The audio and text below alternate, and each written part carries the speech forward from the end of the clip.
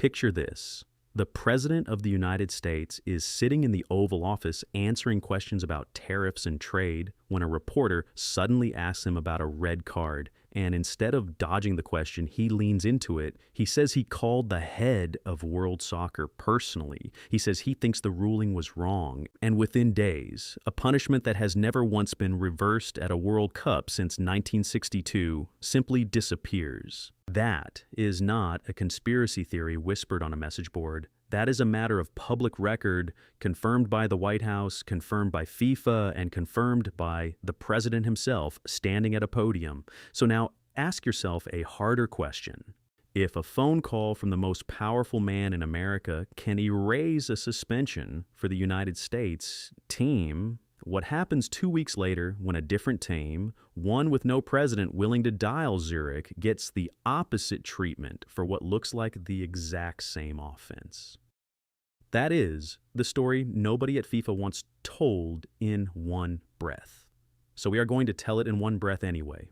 Start in Atlanta because that is where this really begins. Egypt are up 1-0 against the defending champions, Argentina, in the round of 16, in front of more than 68,000 fans who came to watch history. A country that has never in its history reached a World Cup quarterfinal is on the verge of eliminating Lionel Messi and the reigning champions of the planet. Mohamed Salah threads a pass through the Argentine defense. Mostafa Zico buries it, 2-0. The stadium comes apart at the seams. And then the video review room does something strange. The referee, a Frenchman named François Letexier, is called to the monitor. Not for the goal itself, not for an offside, for an incident roughly 20 seconds earlier at the opposite end of the pitch in a completely different phase of play where an Egyptian defender's foot brushed against the foot of an Argentine attacker while Argentina were mounting a separate attack of their own. The goal is wiped from the scoreboard. Argentina get a free kick instead of conceding a second. Here is why that call ignited a firestorm. The rules do allow video officials to reach back into what is officially called the attacking possession phase before disallowing a goal. But the same regulation is explicit that the review has to stay tied to the immediate sequence, and officials are supposed to weigh whether the defending side had time to reset and how much the play had already moved on. 20 seconds, the length of a football field, a different team in possession by the time the goal went in. On live television, former England goalkeeper Rob Green said flatly that the call fell outside what video review was ever meant to cover. Alan Shearer, the record scorer in Premier League history, wrote that either both incidents in that game were fouls, or neither one was, and there was no honest way to call it only one way. Ian Wright put it even more bluntly, saying that if officials were willing to reach back and punish Egypt, they owed Mohamed Salah the same treatment on a nearly identical passage of play. This was not Egyptian fans venting on social media. This was some of the most respected voices in the sport agreeing, live, in real time, that something about the ruling did not add up. Zico scored again anyway in the 67th minute, a real one this time, and Egypt were 2 goals clear with 11 minutes to go. Then everything unraveled. Christian Romero headed one in off a Messi cross to make it 2-1. 4 minutes later, Messi himself volleyed home the equalizer. And then deep into stoppage time, as Egypt pushed forward one final time, Alexis McAllister grabbed a fistful of Hamdi Fadi's shirt inside the Argentine penalty box and hauled him down. No whistle, no review. Seconds later, in the same box, Julian Alvarez caught Salah's foot and Salah went down again. No whistle there either, and nobody sent the referee to look at a screen. Argentina cleared the danger, broke forward, and Enzo Fernandez headed home the winner in the 92nd minute. So line it up. The video assistant referee found time and reason to reach back 20 seconds and the length of the pitch to disallow an Egyptian goal. The same video assistant referee had 2 separate penalty appeals inside the same box in the same final minute of the match and reviewed neither one. Nobody is claiming Argentina did not score 3 legitimate goals on the night. They did. But the argument Egypt's camp has been making since the final whistle is not about the scoreline. It is about why one end of the pitch got forensic scrutiny and the other end got none at all. Egypt's head coach, Hassam Hassan, did not hold back afterward. He told the press room that his team had looked better than the world champions in almost every phase of the match, and that the result had been shaped by, in his words, internal factors on the pitch and external factors off it. He said perhaps FIFA wanted to keep the champions in the tournament. Perhaps they wanted Messi to keep playing. He said it plainly, it is all about the money. Then he asked the question that FIFA still has not answered in public. If the intention all along was for Argentina to win, why bother inviting anyone else to the tournament at all? He told reporters his team had suffered an injustice and that he personally would not watch another match of this World Cup. His forward, Zico, was even more direct, telling cameras the tournament is being steered toward Argentina, then posting online that the whole competition is fixed for FIFA's favorite, signing off with 2 words, shame on FIFA. Normally, that is where this kind of story ends. A losing coach blames the referee, the clip runs for a news cycle, and everyone moves on by midweek. This one did not fade, because 2 days after Egypt flew home, Pierluigi Collina, the most recognized referee in the sport's history, and the man who now runs FIFA's entire officiating department, stood up in public to defend the call that eliminated them. His justification came down to one sentence. Stepping on an opponent's foot is a foul, he said. Hold on to that sentence, because 6 days before Egypt were sent home, a striker playing for the host nation stepped on an opponent's ankle during a group stage match, was shown a straight red card for it under the tournament's own written rules, and then watched his automatic one-match ban simply vanish after the President of the United States picked up a telephone. Same tournament, same offense on paper, same governing body making both rulings. 2 entirely different outcomes. That earlier case involves Folarin Balogun, the American striker. On the 1st of July, the United States were beating Bosnia and Herzegovina in the round of 32 when Balogun came down on the back of Tarek Muharemovic's ankle. Video Review recommended a look. The referee showed a straight red, and under this tournament's disciplinary code, a red card triggers an automatic one-match ban with no right of appeal. That rule applies on paper to every single one of the 48 teams competing. Within days, President Trump called FIFA President Gianni Infantino directly and asked him to take another look. Trump confirmed making the call himself, telling reporters in the Oval Office that he personally did not think it should have been a foul at all, and adding, almost as an aside, that he was not entirely sure what a red card even was. That following Sunday, FIFA's disciplinary committee suspended the punishment, citing Article 27 of its own code, the clause that allows a judicial body to pause a sanction. Balogun was cleared to play against Belgium the next night. It marked the first time since 1962 that a red card at a World Cup did not carry any suspension with it. Belgium's federation did not accept the explanation quietly. It called the reversal astonishing, formally requested FIFA's reasoning in writing, and says it never received a real answer. It went further, accusing FIFA of quietly stripping the section on automatic suspensions out of the disciplinary briefing given to every team before the tournament even started. When Belgium tried to formally appeal the decision, FIFA ruled that Belgium had no legal standing to challenge it in the first place. European soccer's governing body weighed in publicly afterward, saying FIFA had crossed a line and put the credibility of the entire competition at risk. Infantino, for his part, insisted in a statement that he had simply explained to Trump that the matter would run through FIFA's independent judicial process, calling that separation a principle he will always uphold. Critics noted that the independent process moved remarkably fast once the phone call came in. And this was not even the first time Article 27 had quietly rewritten a punishment for one of the sport's most marketable stars.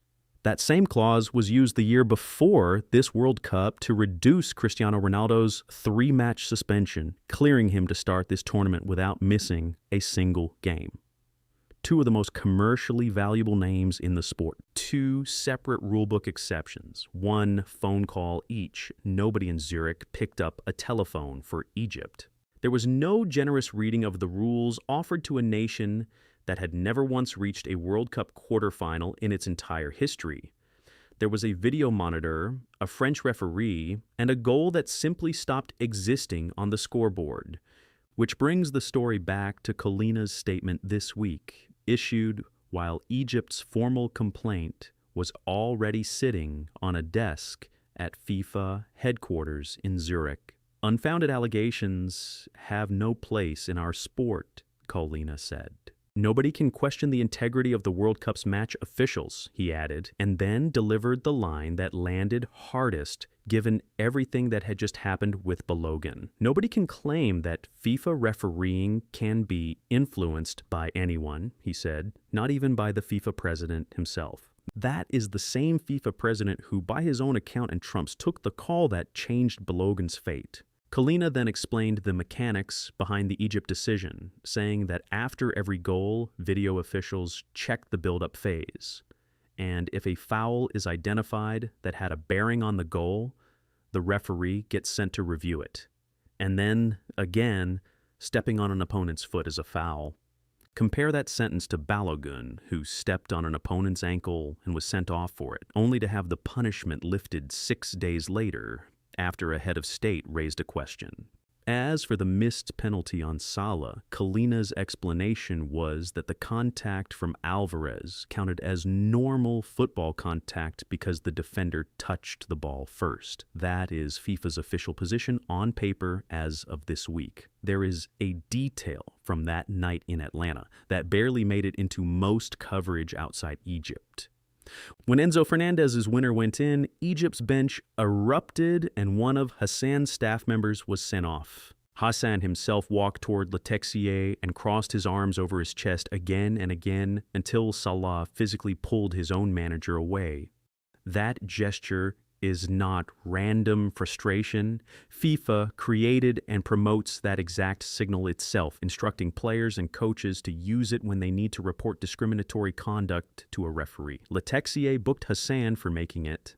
Hassan has never explained on record exactly what he meant by it. He did not need to. Within a day, the Egyptian Football Association filed a formal complaint with FIFA. Its president, Hani Aborida, demanded a full investigation into Letexier, his assistants, and the video review team, and called for the entire crew to be removed from the rest of the tournament. The complaint reportedly uses language federations rarely reach for, alleging what it describes as discriminatory treatment of the Egyptian national team. Egypt is not asking for the match to be replayed. They know that will never happen. They are asking FIFA to explain itself. As of this week, that explanation still has not arrived, beyond Collina's blanket statement that the officiating cannot be questioned. Here is where the politics around this tournament get even messier, and where the story stops being just about one match. After the round of 16, FIFA assigned an all-Argentine team of officials to referee the quarterfinal between France and Morocco, a pairing that immediately drew fresh accusations of favoritism given everything that had just happened days earlier. Critics online and in the press pointed out that appointing officials from the very nation already at the center of a bias controversy for an entirely different match was either a remarkable coincidence or a tone-deaf decision by FIFA's appointments committee. FIFA has not offered a detailed public explanation for that assignment either, and the criticism has folded directly into the broader narrative Egyptian fans and neutral observers alike have been pushing since Atlanta, that this tournament's officiating decisions keep breaking in the same direction at moments that matter most. Zoom out even further and the pattern gets harder to dismiss as coincidence. This World Cup is the first one ever hosted jointly by 3 countries, with the United States staging the majority of matches, including the final. And it is also the first World Cup taking place with Donald Trump back in the White House and with a direct, publicly acknowledged relationship between him and Infantino. Infantino has appeared alongside Trump at multiple public events tied to the tournament, and Trump has been unusually vocal about American players and American officiating calls throughout the group stage and knockout rounds, a level of presidential involvement in soccer officiating that has no real precedent at any previous World Cup. Longtime FIFA watchers say the organization has spent years worried that Infantino's closeness with heads of state, particularly in the United States given its hosting role, could eventually cross a line that damages FIFA's credibility as a neutral governing body. Several commentators now argue that line was crossed the moment Balogun's suspension was lifted, and that the Egypt decision 2 weeks later, whatever the technical justification, was always going to be read through that lens once it happened. None of this proves that referees were told which way to call any specific incident on the pitch.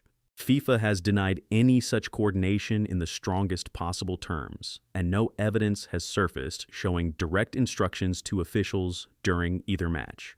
What the public record does show, beyond dispute, is that one head of state made one phone call about one suspension, and that suspension was lifted within days under an unprecedented use of the disciplinary code. It also shows that a different nation, with no comparable political leverage, filed a formal complaint over what it considers an inconsistent application of the exact same principle. Stepping on an opponent's foot is a foul, and has received no detailed response beyond a blanket denial that referees can be influenced by anyone at all.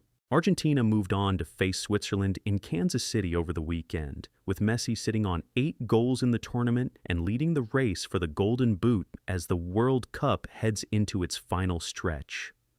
Egypt's federation, for its part, approved a new contract extension for Hassan, the coach, who says he still has not watched a single minute of this World Cup since his own team was eliminated. Whether FIFA ever issues a substantive response to Egypt's complaint remains an open question as the tournament moves toward its final weekend, and it is a question that now sits alongside a second larger one about how much influence a sitting American president should have over decisions made thousands of miles from the Oval Office. There is also a technology angle to this story that deserves its own moment, because the video assistant referee system was originally sold to the public as the tool that would finally remove exactly this kind of controversy from the sport. When VAR was introduced worldwide, FIFA framed it as a way to catch clear and obvious errors without turning every match into a legalistic dispute over marginal contact. The promise was consistency.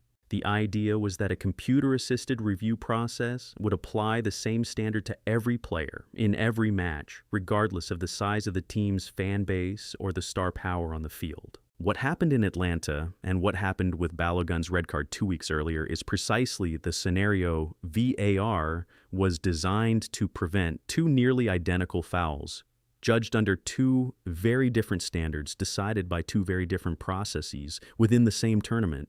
Instead of quieting the sport's oldest complaint that officiating bends toward whoever has more at stake commercially or politically, this World Cup has reignited it at the exact moment FIFA needed the technology to prove it was neutral. Social media reaction in the days since has only intensified the pressure on FIFA to respond with more than a general statement. Clips of the disallowed Zico goal, side by side with the uncalled fouls on Salah and Fatih in the final minutes, have circulated widely across platforms, racking up tens of millions of views combined. Prominent former players outside the ones already mentioned have weighed in as well, with several pointing out that the optics alone, regardless of intent, look damaging for a governing body that has spent years trying to convince fans that video review makes the sport fairer rather than more arbitrary. Egyptian sports media has run near constant coverage of the complaint's status, and Arabic language commentary has framed the episode as part of a broader, long-standing grievance that African and Middle Eastern federations have voiced for years, that smaller footballing nations receive less benefit of the doubt than traditional powers once a match reaches its most decisive moments. It is worth being precise about what remains rumor and what has actually been confirmed, because the temptation in a story like this is to let suspicion harden into certainty. What is confirmed on the record from FIFA's own statements and Trump's own comments is the phone call about Balogun, the timing of the suspension being lifted, and the unprecedented nature of that decision compared to every previous World Cup red card since 1962. What is confirmed is the disallowed Zico goal, the review process that led to it, and the two uncalled incidents in the box during stoppage time. What is confirmed is Egypt's formal complaint and FIFA's general response through Colina.